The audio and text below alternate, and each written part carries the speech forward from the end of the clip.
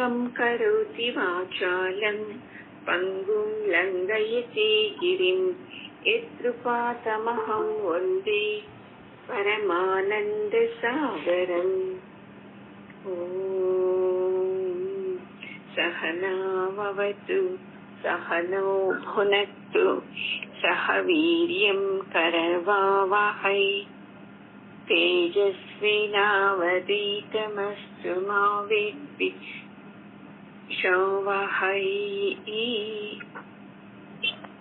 ఓం శాంతి శాంతి శాంతి. గురువు గారి పాదాలకు, జగద్గురు కృష్ణుని పాదాలకు అందరూ నమస్కారం చేద్దాము.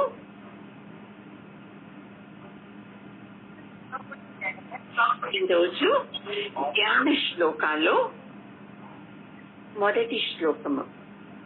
ఓం పార్థాయ ప్రతిబోధితాం భగవతా నారాయణేన స్వయం వ్యాసేన గ్రథితాం పురాణమునినా మధ్యే మహాభారతం అద్వైతామృతవర్షిణీం భగవతీం అష్టాదశాధ్యాయినీం అంబ త్వామనుసందదామి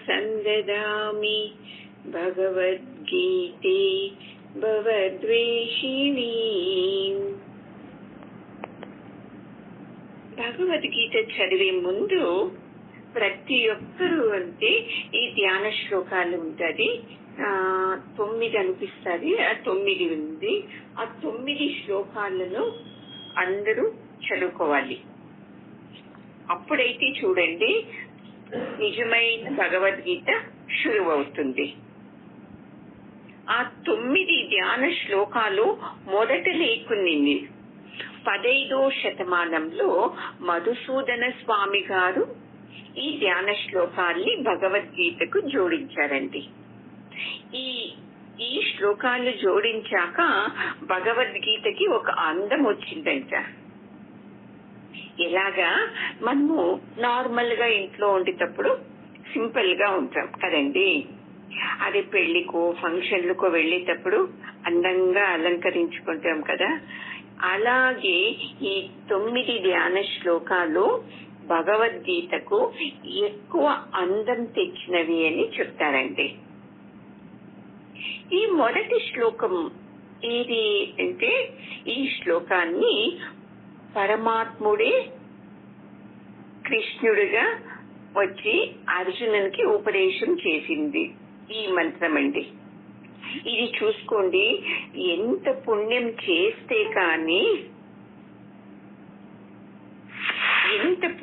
చేస్తే కానీ మనకు స్వతహా పరమాత్మ నుండి ఉపదేశం లభించేది కష్టము. అయితే చూడండి, అర్జునునికి ఈ అవకాశం దొరికింది. ఎందుకంటే అతను చాలా ఉత్తముడు, మనుషుల్లో ఉత్తముడు. అందుకే దేవతలకు లేని సౌభాగ్యాన్ని పరమాత్ముడు ఈ అర్జునుడికి కరుణించాడు. అది తర్వాత ఇంకోటి ఏది తెలుసా, తన విశ్వరూపాన్ని అర్జునునికి మాత్రం చూపించాడు. అంటే అంత ప్రేమ అర్జునుని మీద భగవంతునికి. అందుకే మనము ఎప్పుడు అంతే, ఎవరితో ప్రేమగా ఉంటామో చూడండి, వాళ్ళ సౌభాగ్యాలు, వాళ్ళతో ఏదేది ఉందో అవన్నీ మనకు ఇస్తారండి. ఇది మనకు తెలియదు. అందరితో ద్వేషంతోనే మనం ఉంటాము. అందుకే ఈ భగవద్గీత చదువుతూ చదువుతూ చదువుతూ ద్వేషం వెళ్ళిపోతూ ఉండాలండి. ద్వేషం వెళుతూ ప్రేమ మనలో ఎక్కువ బయటికి రావాలి. మనలో ఎంత ప్రేమ బయటికి వస్తుందో మనకు వేరే వాళ్ళ నుండి, ఎదుటి వ్యక్తుల నుండి ఆ ప్రేమ ఇంకా ఎక్కువ మనకు లభిస్తుంది. అంతే కదండి. ఇప్పుడు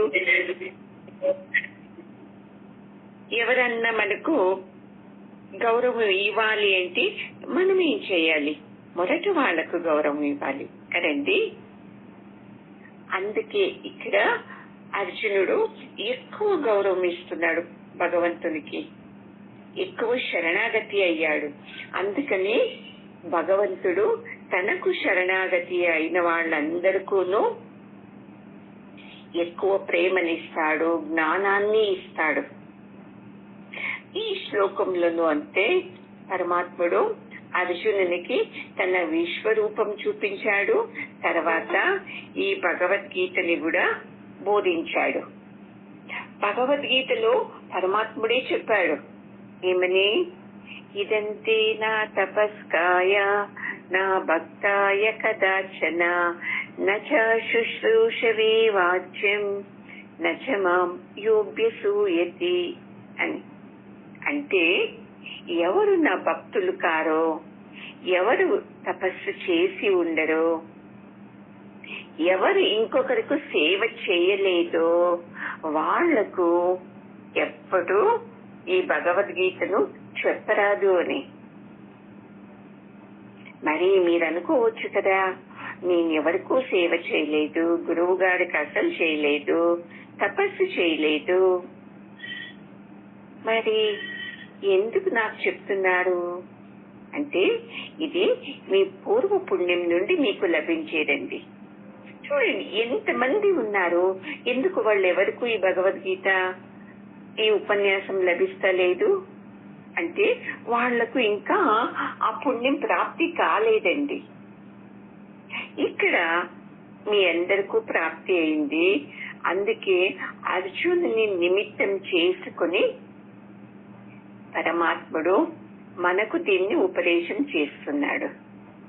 పార్థాయ అనే మొదటి వాక్యంలోనే చెప్పారు. అంటే పృథ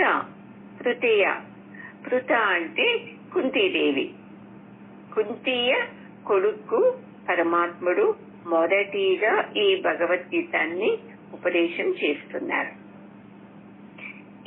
ఈ గ్రంథాన్ని రాసిన వాళ్ళు వ్యాస మహర్షులండి. వాళ్ళు ఏం చేశారు, కృష్ణుణ్ణి నారాయణ అని కూడా సంబోధిస్తారండి. ఎందుకంటే నారాయణుడే కృష్ణుడిగా వచ్చాడు అని. మళ్ళీ అదే తర వ్యాసులకు అంటే ఇక్కడ పెద్ద పదవిని ఇచ్చారు. ఏమని, వీళ్ళు చాలా పురాతనమైన ఋషి ముని. వీళ్ళు మన అందరికీను ఈ గ్రంథ రూపంలో దీన్ని ఈ ప్రసాదాన్ని భగవద్గీత అనే ప్రసాదాన్ని మన అందరికీను ఇస్తున్నారండి. ఏంటి పూర్వజులు అంటే చాలా పాత వాళ్ళ అని అనిపిస్తారు కదండి. అంటే సకలము తెలుసు చూడండి వాళ్లకు. వెనక జరిగేది, ఇప్పుడు జరిగేది, జరుగుతుండేది, ముందు జరగబోయేది అన్నీ తెలిసిన వాళ్ళని పూర్వజులు అని అంటారు. అలాంటి పూర్వజ ముని ఈ వ్యాస మహర్షులండి. ఈ వ్యాస మహర్షులు ఎప్పుడు రాశారు ఈ గ్రంథాన్ని అని మనకు డౌట్ వస్తుంది కదండి. మహాభారతంలో భీష్మ పర్వంలో వస్తుంది చూడండి మధ్యలో. ఈ శ్లోకం ఒకటి చదివేమంటే ఇది భగవద్గీత గురించి పూర్తి మనకు పరిచయం చేస్తుంది. అలాంటి ఈ శ్లోకంలో మనకు ఏమొస్తుంది అంటే అమృతం లభిస్తుందండి. ఎలాంటి అద్వైతమనే ఆనందము అనే మనకు అమృతము లభిస్తుంది. అందుకే మనం ఏదన్నా విన్నప్పుడు ఆనందంగా వినాలి, అప్పుడు మనకు ఆనందం కలుగుతుంది. మనము అయ్యో ఇంట్లో పని ఉంది, ఆ పనులుంది, ఈ పనులుంది, ఏదో ఇంకా వినుకోకుంటే ఏమనుకుంటారు అని అతృప్తిగా విన్నామనుకోండి, అది మనకు ఆనందం కలిగించదు. మీరందరూ ఒక నిర్ణయం తీసుకోవాలండి. ఏంటి తెలుసా, నేను ఉండే వరకును ఈ భగవద్గీతని ఒక్కరోజు కూడా మిస్ చేసుకోను. వారానికి ఒక శ్లోకాన్ని తప్పకుండా వింటాను. అలా వినాలి అంటే మీది నాది ఏం కాదండి, ఆ నారాయణుడు మనను కరుణించాలి అని వేడుకొని కూర్చోవాలి. మీరు వారానికి ఒక్కరోజు ఈ తపస్సు ఈ భగవద్గీత అనే తపస్సుని నేను ఆచరించాలి అంటే పరమాత్మ నీ కరుణ ఉంటేనే సాధ్యమవుతుంది, లేదు అంటే సాధ్యం కాదండి. మీరు అనుకోవచ్చు, ఎందుకు సాధ్యం కాదు, నాకు చాలా ఇష్టం కదా భగవద్గీత, అలాగున్నప్పుడు నేను తెలుసుకోవచ్చు కదా అని. మీకు ఇష్టమండి, మీ ఇంట్లో వాళ్ళకి ఇష్టం అవుతుందా? పోనీ మీకు ఇష్టమైతే మీకు చెప్పేవాళ్ళు ఉన్నారా? మీరు కూర్చున్న జాగాకి వచ్చి చెప్పాలంటే పుణ్యం కదా. లేదు, చూడండి, నేను భగవద్గీతను శ్లోకాలు నేర్పిస్తున్నాను అమెరికా వాళ్లకు. వాళ్ళు ఒక్క శ్లోకము వారానికి నేర్చుకోవాలంటే 2 గంటలు బస్సు ప్రయాణం అంట, కారులో ప్రయాణం చేయాలంటే చూడండి. అక్కడికి వెళ్లి కూర్చున్నాను, చాలా మంది ఉంటారంట, వీళ్లకు ఆయాసం వస్తారంట.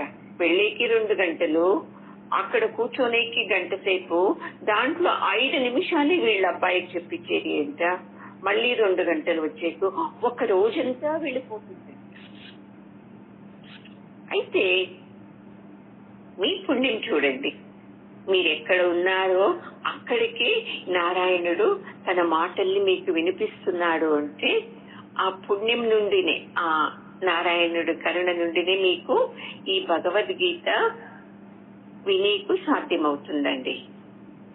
ఎప్పుడైతే ఈ భగవద్గీత అనే తల్లిని ఎవరు గట్టిగా పట్టుకుంటారో చూడండి, అప్పుడు అన్ని ఆనందాలు మనకు దొరుకుతుందండి.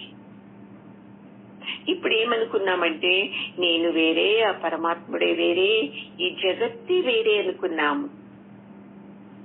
ఎప్పుడైతే ఈ భగవద్గీత తెలుసుకుంటామో అప్పుడు అనిపిస్తుంది, నాకు జగత్తుకు అన్నిటికీ కారణమైంది ఒక తత్వం ఉంది, ఆ తత్వాన్ని నేను తెలుసుకుంటేనే నాకు ముక్తి కలుగుతుంది, ఆనందం కలుగుతుంది అని మనకు తెలుస్తుందండి.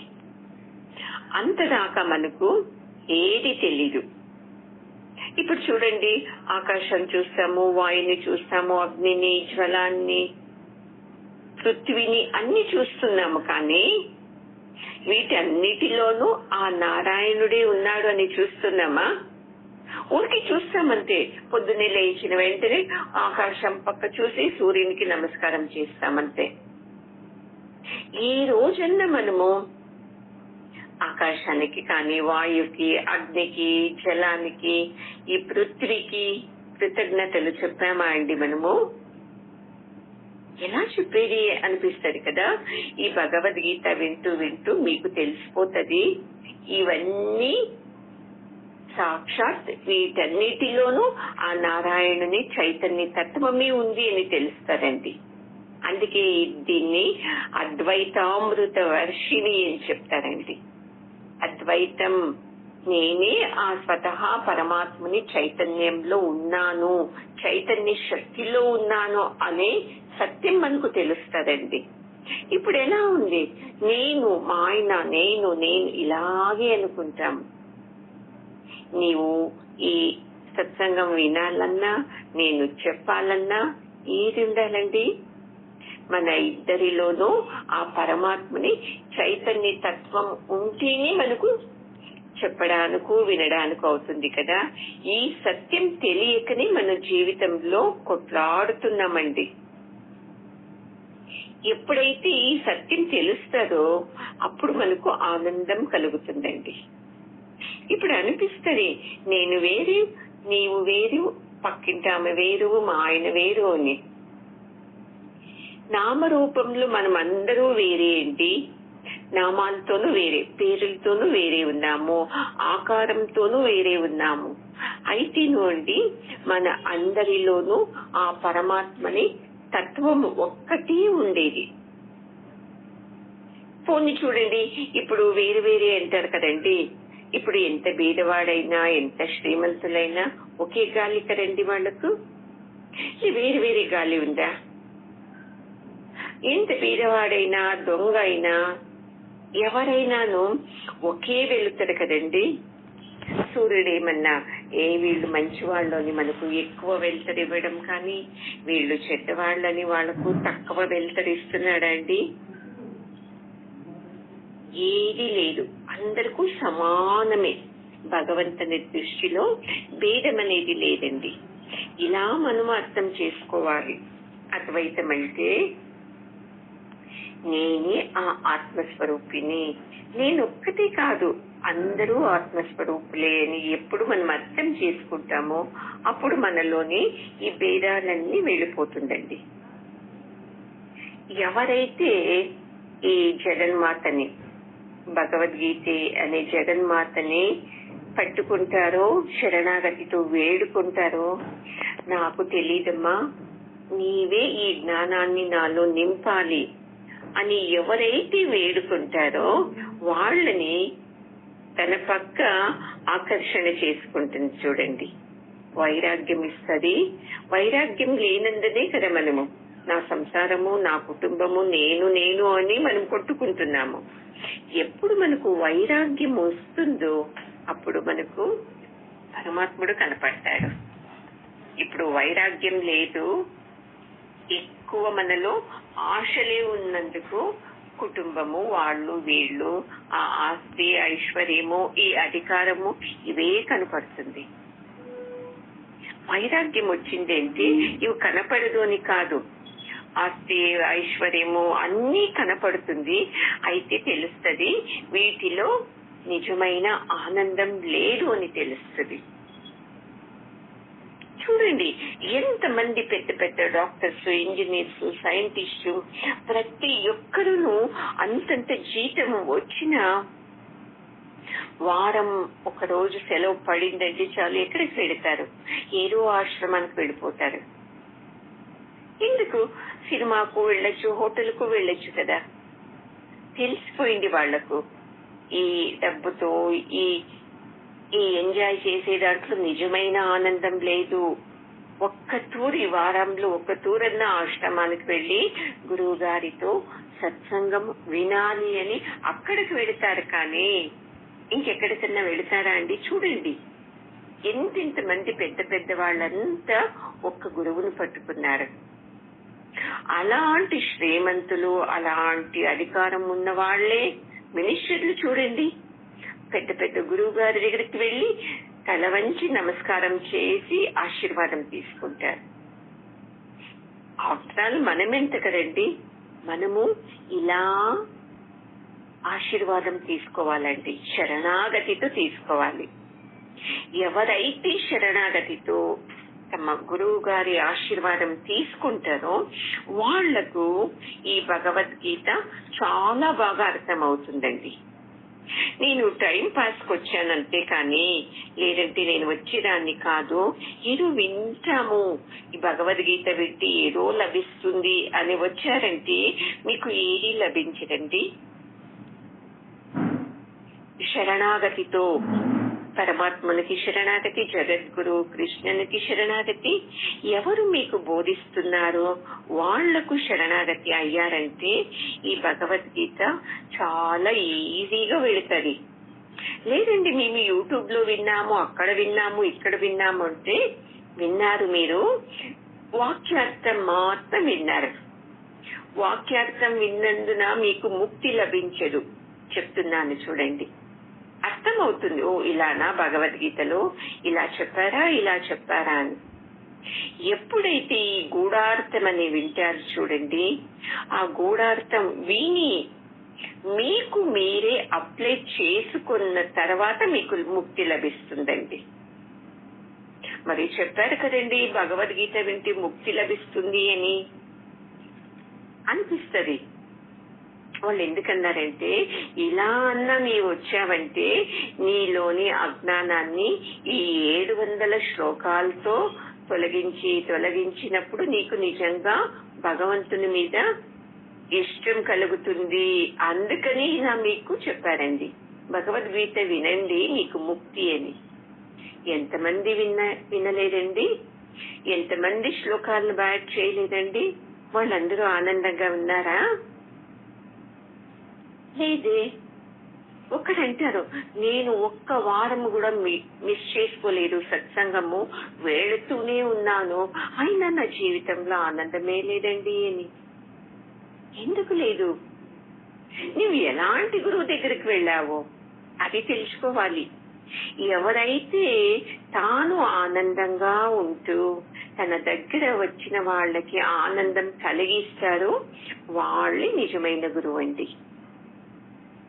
మనకు ఎలాంటి వాళ్ళు అంటే, ఎక్కువ శ్రీమంత గురువు ఉండాలి, వాళ్ళు కషాయ వస్త్రంలో వేసుకొని ఉండాలి, వాళ్ళకి నమస్కారం చేసుకోవాలంటే క్యూలో ఉండాలి, నమస్కారం చేసుకోవాలంటే వాళ్ళకు డబ్బులు ఇవ్వాలి. ఇలాంటి గురువు అయితే మనకు చాలా ఇష్టమండి. ఏదో స్పెషల్ అని. ఎవరు సరళంగా ఉంటారో, సామాన్యులాగే ఉంటారో వాళ్ళలోని జ్ఞానం చూడం మనము. అందుకే మనకు ఎక్కడ ఆనందం కలగటం లేదండి. మీరు జ్ఞానప్రదమైన గురువుని, జ్ఞానాన్ని పట్టుకోండి. ఆకార వ్యవహారాల్లో ఉండే వాళ్ళని పట్టుకుంటే మీకు ఏదీ దొరకదండి, ఆనందం కలగదు, అసలు మీకు ముక్తి వైపు వెళ్లే దారిని చూపించరు. అందుకే ఎవరు ఈ జగన్మాతని అనుసంధానం చేస్తారో వాళ్ళు చేసుకుని ఉండాలి. ఆ గురువును అనుసంధానం చేస్తూ ఆ ఆనందంలో ఉండాలి. అలాంటి వాళ్ళ దగ్గరకు మీరు వెళ్ళారంటే మీకు అదే ఆనందం కలుగుతుందండి. ఇక్కడ భవద్వేషిణి అని చెప్పారు. ఏందప్ప భగవద్గీత వింటే ఈ సంసారాన్ని వదిలి వెళ్ళాలా? అది కాదండి. మనము అజ్ఞానంతో పెట్టుకున్నాం కదా సంసారం. అది సత్యము, ఇది సత్యము, ఇది సత్యము. ఇలాంటి అజ్ఞానంతో కూడుకున్న సంసారాన్ని వదిలేయచ్చు మనం. ఇలా అర్థం చేసుకోవాలి మనము. సంసారం అంటే భార్య, భర్త, బిడ్డలు ఇది కాదండి. అనవశ్యకంగా ఏదేదో అర్థం చేసుకొని పెట్టుకున్నాం కదా అజ్ఞానంతో, అది సంసారం. భార్యతో ఉంటూ, భర్తతో ఉంటూ ఈ భగవద్గీతని వింటూనే ముక్తి వైపు వెళ్ళొచ్చండి. ఇలా అర్థం చేసుకుని మనము ఈ జ్ఞానాన్ని వింటూ వింటూ వింటూ వెళ్ళాలి. అప్పుడు మనకి ఏమవుతుంది తెలుసా? ఆనందం ఎక్కువ కలుగుతుంది. ఇప్పుడేముంది చెప్పండి, మనలో దుఃఖం ఎక్కువ ఉంది, మనకు ఆనందం లేదు అని కాదు. అప్పుడప్పుడు ఇలా వచ్చి హాయ్ హాయ్ అని చెప్పి వెళ్ళిపోతుంది. ఆ హాయ్ హాయ్ అని చెప్పి ఆనందాన్ని మనము సత్యం అనుకునేసాము. నిజమైన ఆనందం ఏది అది మనకు ఈ భగవద్గీత సూచిస్తుందండి. ఇప్పటి నుంచి అనుకోండి, నేను ఈ భగవద్గీతని వినడం కాదు, నేను నా జీవితంలోకి అనుసంధానం చేస్తాను. ఇన్ని జన్మలు ఊరికే వస్తూ వెళ్ళిపోతూనే ఉన్నాను, వస్తాను, సంసారం చేస్తాను, వెళ్ళిపోతున్నాను. నేను ఇప్పుడు జీవితం అంటే ఏది, ఎందుకు మనిషి పునః పునః చనిపోతాడు, బతుకుతున్నాడు, వస్తున్నాడు, బతుకుతున్నాడు, చనిపోతాడు, మళ్ళీ పుడతాడు, మళ్ళీ వెళ్ళిపోతాడు, ఇది ఎందుకు అని మీకు తెలుస్తారండి ఈ భగవద్గీత నుండి. మనలోని అజ్ఞానాన్నంతా తీసివేస్తుంది. అజ్ఞానం పోతే ఇంకేముందండి, అంతా ఆనందమే కదా. ఇలాగా సామాన్య మనుషులైన మన ప్రతినిధిగా అర్జునుణ్ణి నిమిత్తం చేసుకొని పరమాత్ముడు అందరికీ ఈ భగవద్గీతని ఉపదేశం చేశాడండి. మీరు వేడుకోండి, పరమాత్మ నీవు అక్కడ అర్జునునికి ఎలా అజ్ఞానాన్ని తీసేవో అలాగే నా అజ్ఞానాన్ని నాశనం చేసి నాకు ఆనందం కలిగించు దేవుడా అని. ఎప్పుడు ఇలా శరణాగతితో వేడుకుంటామో అప్పుడే మనకు జ్ఞానం దొరికేదండి. అర్జునుడు వేడుకున్నాడు, నాకేదీ తెలుస్తలేదు, నీకు శరణాగతి అయ్యాను, నాకు దారి చూపించు అని వేడుకున్నందుకే ఈ భగవద్గీత వచ్చింది కదండి. ఇలా మనము అర్థం చేసుకున్నామంటే నిజమైన అర్థం మనకు తెలుస్తుంది. లేదు ఊరికే పై వాక్యాలు చదివినాను నాకు అర్థం అవుతుంది అంటే ఏది ఫలం లభించదండి. ఏది ఫలం అంటే ఊరికి భగవద్గీత వింటే ఏదో కొద్దిగా అంతేకాదు. మనకు పూర్ణంగా ఆనందం కలగాలి అంటే వాక్యార్థాలు తెలుసుకోవాలి. గూఢార్థాలు తెలుసుకున్నప్పుడే మనం అజ్ఞానం వెళ్లేదండి. లేదు అంటే మన అజ్ఞానము ఇంకా ఎక్కువ అవుతుంది. ఇంకా ఇలా ఎక్కువ అవుతుంది. నాకు భగవద్గీత తెలుసు, నేను 2 తూర్లు విన్నాను, 3 తూర్లు విన్నాను అనే అజ్ఞానం ఎక్కువ అవుతుంది. కానీ ఈ విన్న తర్వాత నేనేం చేంజ్ అయ్యాను అనేది మనకు కావాలి కదండి. ఎప్పుడు అంతే చూసుకోండి. నేను సత్సంగం వచ్చే ముందు ఎలా ఉన్నాను, విన్న తర్వాత ఎలా ఉన్నాను అని మీలోనే ప్రశ్న వేసుకోండి. లేదబ్బా అంతకు ముందు నేను ఇలాగే సంసారంలో పడి కొట్టు మిట్టాడుతున్నాను అంటే మీలో ఇంకా మనసు శుద్ధి కాలేదు అండి. అందుకే ఇది లోపలకు వెళ్ళలేదు. లేదండి నాకు మొదటిలాగా నేను వర్తిస్తలేదు, ఇప్పుడు ఏదో కొద్దిగా చేంజ్ అయ్యాను అంటే మీ మనసు శుద్ధి అయింది. ఈ పరమాత్మని జ్ఞానం మీలో ఇదేదో కొద్దిగా మిమ్మల్ని సరి చేస్తుంది అని అర్థం చేసుకోవాలండి. ఇలా మనం ఎప్పుడు అర్థం చేసుకుంటామో, ఎప్పుడు గురువుకు మనం శరణాగతి అయ్యి గురువుతో ఆశీర్వాదం తీసుకొని కూర్చున్నామంటే ఈ గీత మనలో అద్భుతమైన చేంజెస్ తెస్తారండి. లేదు అంటే విన్నాము ఇంతలోనే మనం ఉండిపోతాము అని చెప్తున్నారండి. అందుకే చూడండి, ఎక్కడెక్కడ ఋషి మహామునులందరూ అంటే ఈ జ్ఞానంతోనే వాళ్ళంత పెద్దవాళ్ళయింది. అందుకే వాళ్ళు చూడండి ప్రతి గురు పూర్ణిమకు ఎక్కడ హిమాలయంలో ఎక్కడ తపస్సు చేసుకుంటున్నాను దిగి వస్తారు. వాళ్ళు హిమాలయ దిగి తమ గురువుని వెతుక్కుంటూ వెళ్లి ఆ గురు పూర్ణిమకు తమతో ఏది ఉంది ఒక పువ్వు పండు ఇచ్చి ఆశీర్వాదం తీసుకొని నీ జ్ఞానం నుండి నేను ఇలా ఇంత ఉన్నాను అని కృతజ్ఞతలు అర్పిస్తారండి. అర్పించి ఆ గురు పూర్ణిమ తర్వాత వచ్చేది చాతుర్మాసం, 4 నెలలు ఉంటారు కదా, అప్పుడు ఆ గురువుని అడుగుతారు, నేను ఏది తపస్సు చేయాలి స్వామి అని. అప్పుడు గురువు చెప్తారు, ఆ శిష్యుని స్వభావం చూసి ఇలాంటిది చెయ్యి, ఇలాంటి ఉపాసనలు చెయ్యి అని. మళ్ళీ వాళ్ళు ఆశీర్వాదం తీసుకుని మళ్ళీ హిమాలయకు తమ సొంత జాగాలకు వెళ్ళిపోతారు. మనము జ్ఞానమే ఉండదు మనకు. అవు కదా, ఈ జ్ఞానం వింటున్నాము, చేంజ్ అయ్యాను అంటున్నాను, నేను ఆనందంగా ఉన్నాను, మొదటిలాగా నేను ఎక్కువ దుఃఖపడను అంటాం. కానీ గురు పూర్ణిమ రోజు మాత్రం మర్చిపోయేస్తాము కదండి. సంవత్సరానికి ఒక్క తూరి ప్రతి నెలలోనూ అందరికీ పూజలు అన్ని దేవుళ్ళకు ఉంటారండి. ఈ ఆగస్టు నెలలో గురు పూర్ణిమ ఆ నెల పూర్తి ఏ దేవుళ్ళకు పూజ చేసినా అది ఆ దేవుళ్ళకు వెళ్ళదంట. ఇది ఎవరు చెప్పారు తెలుసా అండి? ఈ గాణగాపురంలో స్వామి చెప్పారు చూడండి. ఆ గురు పూర్ణిమ ఆ మాసంలో గురువుకి తప్ప వేరే దేవుళ్లకు మీ ప్రార్థన చెల్లదు, మీరు గురువుకి సమర్పించుకోవాలి అని. మనం ఏం చేస్తాము, ఆ గురువుకి తప్ప అన్ని దేవుళ్లకు వెళ్ళేస్తాము. ఇప్పటికైనా మనం తెలుసుకొని ఆ జ్ఞాన స్వరూపమైన గురువుని పట్టుకొని ప్రార్థిస్తే ఈ భగవద్గీత మనలోకి వెళుతుంది అని నేను ఆశిస్తున్నానండి. సరేనా? ఓం పూర్ణమదః పూర్ణమిదం పూర్ణాత్ పూర్ణముదచ్యతే పూర్ణస్య పూర్ణమాదాయ పూర్ణమేవావశిష్యతే.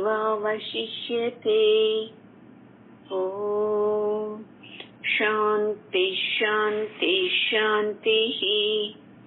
హరి ఓం.